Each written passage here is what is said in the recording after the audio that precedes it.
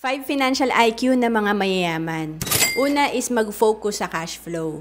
Ang cash flow, ito yung maganda talaga yung dapat na kinikita natin. Kung kulang ang kinikita mo, importante, meron kang other source of income.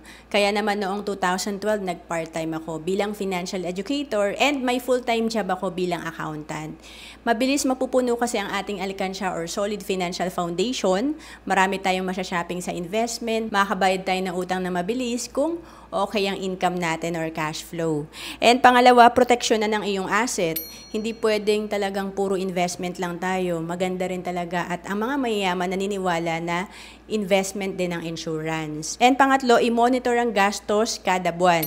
Importante kasi nagbabudget tayo at namomonitor natin yung mga lumalabas na pera para alam natin kung saan tayo nag-overspending at mag-a-adjust. And pang-apat, mag-invest para may leverage sa pera. Kailangan alam mo kung paano magtrabaho ang pera. Halimbawa, nakakapag-invest ka ng 3,000 per month. Alam mo bang after 20 years, ito ay almost 3 million na. Paano pa pag mas malaki yung kaya nating ipunin at i-invest? And panglima, syempre, magbigay ng oras sa financial education. Kasi dito natin malalaman yung mga strategies para mabilis nating mabuild ang ating personal finance. To know more about savings and investment, message mo lang ako sa FB, Roanne Celis Capistrano.